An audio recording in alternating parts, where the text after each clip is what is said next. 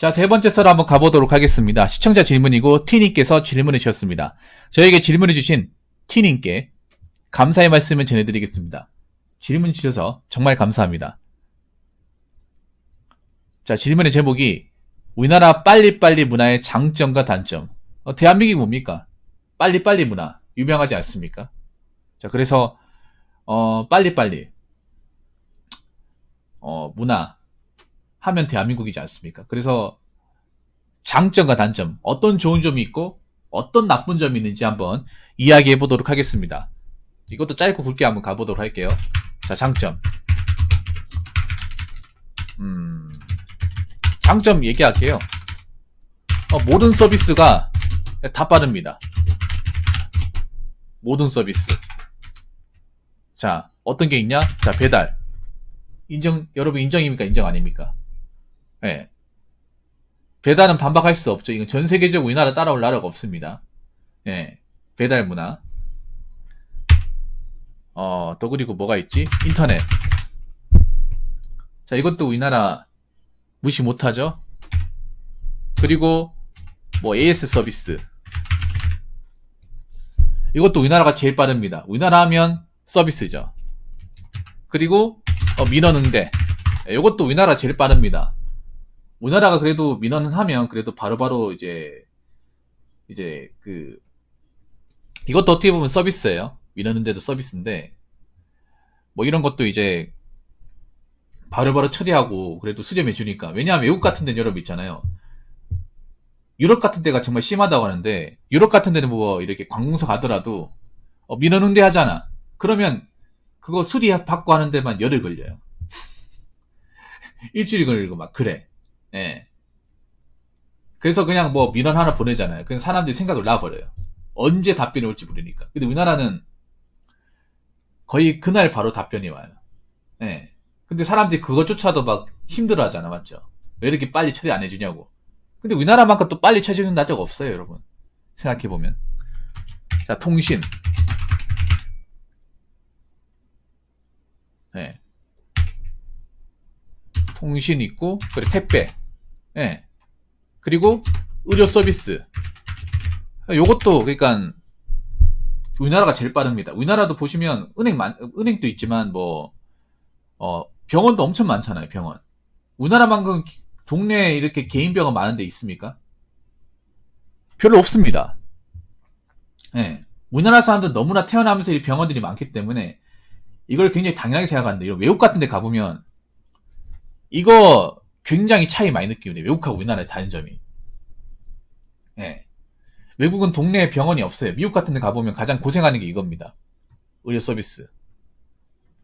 동네에 병원이 없어가지고 먼 길까지 왔다 갔다 해야 돼. 거기다가 미국 같은 경우에는 보험이 안 돼 있으면 아예 치료를 거부해요. 왜냐하면 미국 같은 경우에는 의료가 민영화되어 있잖아요. 예. 그래서 환자 있다고 해서 다 받아주는 게 아닙니다.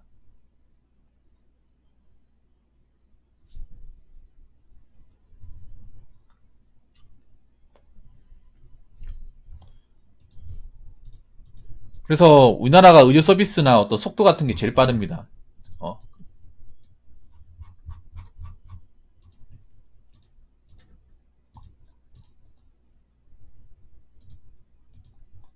이런 것들은 정말 장점입니다. 이건 반박할 수가 없습니다.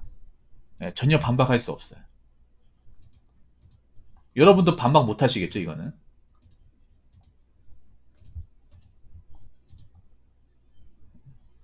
각종 서비스들이 다 빠르다. 최상권이다.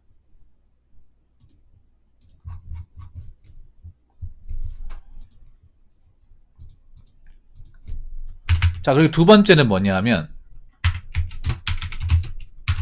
우리나라 고도성장의 1등 공신이죠. 자, 우리나라가 지금까지 이렇게 뭐 선진국 대회를 들어가고 우리나라 소득 수준이 높아지고, 예. 지금 우리나라가 그래도 나름 좀 나라다 같이 살고, 예, 좋은 물건 쓰고 이제 아파트 살 수 있는 것도 어떻게 보면, 예, 빨리빨리가 있었기 때문에 가능한 거예요. 예. 이거는 장점입니다. 다른 나라에 없는 단점. 왜 그런 말 하잖아. 전 세계적으로 우리나라만큼 빠른 성장을 이룩한 나라가 없다. 이거 중국도 못하는 거예요. 예, 중국도 못하는 겁니다.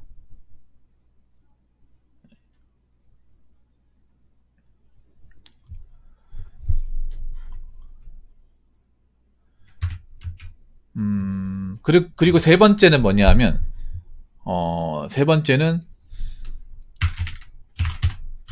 목적 달성이 빠르다.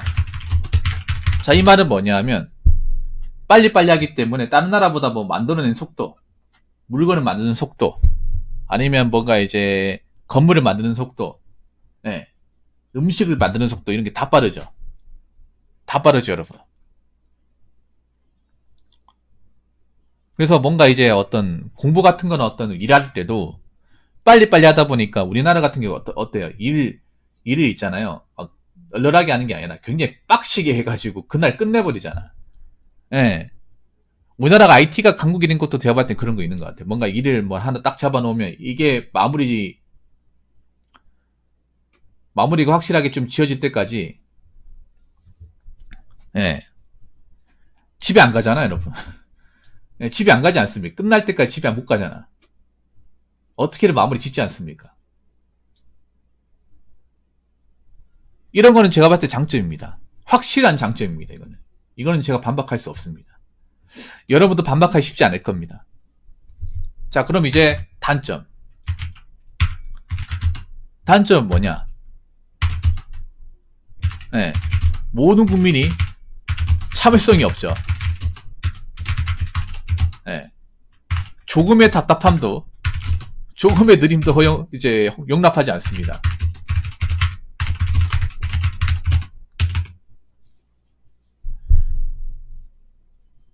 우리나라 사람들이 전 세계적으로 참을성이 가장 없다고 생각을 해요. 택배 같은 것도 그날 안 오면 왜 안 오냐고 막 노발대발하죠. 물론 다 그런 건 아니겠습니다. 그런 분들 꼭 있습니다. 우리 택배 기사분님은 아실 거예요. 우리 물 건너온 택배님은. 이게 무슨 말인지. 예. 음식 주문 같은 것도 뭐 한 5분 10분 늦으면 바로 전화 걸죠. 왜 이렇게 안 오냐고. 중간에 먹고 오는 거 아니냐고. 예. 인터넷 속도 같은 것도 조금만 창 늦게 띄워도 인터넷 바꿔야겠다. 속도 너무 느리다. 바로 나오잖아. 예. 그렇지 않나요, 여러분? 그래서 사람들이 마음의 여유가 없어, 우리나라 사람들이. 우리나라 사람들이 보면 뭔가 좀 압박감을 가지고 있는데, 심리적인 압박감이 굉장히 심한 것 같아요. 예. 약간 발정난 사람 같아, 전 국민이. 예, 전 국민이 뭔가 발정난 사람 같아. 뭔가 안절부절 못하는 것 같아요. 예. 안 그래요, 여러분? 뭔가 마음의 여유가 없어 보여, 사람들이. 사람들이 마음의 여유가 상당히 없어 보입니다. 예. 그래서 이런 빠른 문화가 어떻게 보면 대한민국의 어떤 각박한 문화를 만들었다고 봐도 과언이 아니에요. 사람들이 뭔가 마음의 여유도 없고 어떻게든 빨리 가려고 하고. 여러분 지하철 같은 거 타보면 알 수 있잖아. 지하철 같은 거 타보면 사람들이 뭔가 감정이 없어. 예. 이게 또 지방의 지하철 타는 거하고 서울의 지하철 타는 것도 다른 게 뭔지 아세요? 지방의 지하철 타시는 분들은 좀 느긋하게 걸어서 올라와요. 근데 서울 같은 여러분들 지하철 타보시면 아시겠지만 걸어갈 때 사람들이 뒤에서 뭔가 다 미는 것 같아. 그래서 나도 모르게 빨리 걸었게 돼요. 뭔가 내가 빨리 안 걸으면 뒷사람들이 뭔가 좀 눈치를 주는 것 같아. 뭔가 이게 뭔가 있어요. 그 심리적인 압박감이. 사람들이 워낙에 바글바글 올라가다 보니까 내가 조금만 느리면 뒷사람이 나 때문에 못 올라가잖아. 어떻게든 빨리 가야겠다는 그 압박감이 장난 아니야. 예.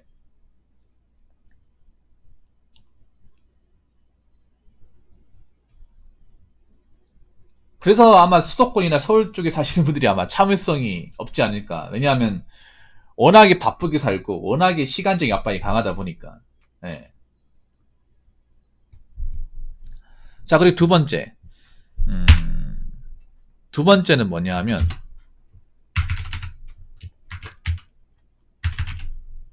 빨리빨리 만들다 보니 여기저기서 문제가 발생하죠. 대표적으로 부시공사. 네. 그리고 제품 하자 이런 것들.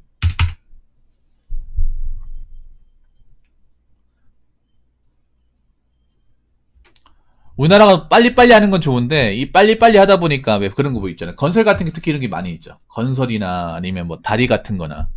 예. 최근 일어난 아파트 사건도 그렇고. 예. 아파트라는 게 최대한 좀 천천히 지어야 되는데 단단하게 지어야 되는데 그 납기 일정에 그러니까 그 맞추다 보니까 이제 원래 정상적으로 지어져야 되는 아파트인데 왜 이제 기본적인 과정을 생략하죠. 예. 정석대로 지어야 되는데. 그리고 이 건설이라는 게 날씨에 대한 변화에 민감하지 않습니까? 민감하기 때문에 원래 날씨가 춥거나 기후가 안 좋으면 일을 안 해야 되는데 예, 굉장히 뭔가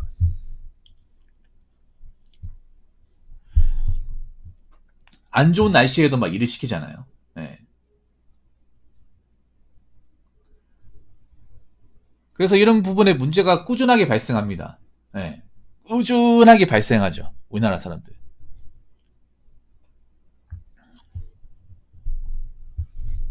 자, 그리고 세 번째. 몇 분이라도 더 빨리 가고자 하는 마음에 예. 교통사고가 많이 일어납니다.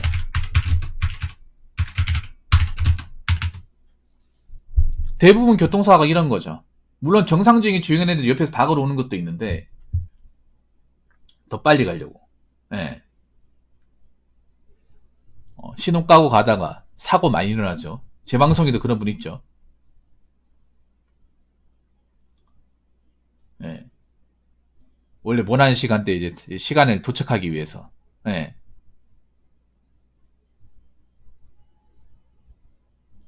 그래서 우리나라 과속 같은 거 신호위반 사건 사고가 비일비재하게 일어나죠. 엄청나게. 잘 안 없어져 이게. 예. 뭐 고익 광고로 좀 천천히 가자. 한번 양보하자. 백날 얘기해도 안 지켜져요. 우리나라 사람들은. 예. 무슨 카레이서 같대 카레이서. 일상이 그냥 이니셜 D야. 일상 이니셜 D. 예. 운전하러 온 건지 아니면 이니셜 D를 하고 온 건지 헷갈리는 분들이 있습니다. 근데 이게 또 무조건 비난할 수가 없는 게 그 서울 같은 경우에는 이게 신호 잘못 걸리면 20분 30분씩 먹더라고요. 예. 그래서 차들이 뭔가 어떻게든 사이사이 비집고 들어가려고 현안이 돼 있더라고. 예. 예. 서울이 추도사고 많이 일어나잖아요. 왠지 이해가 갈 것 같더라고. 시도 한번 잡히고 재수 없으면 이게 5분 10분 먹는 건 일도 아니니까 사람들이 어떻게라도 앞 타이밍 봐가지고 어떻게든 그 교차로 지날 때 어떻게 한번 타이밍 노리려고 조금의 비집고 들어가려고 혈안이 돼 있습니다. 예. 서울 쪽에 다리 하나 건너면 아마 공감하실 거예요, 이게. 근데 그렇게 하다가 보통 추돌사고 일어나죠. 예.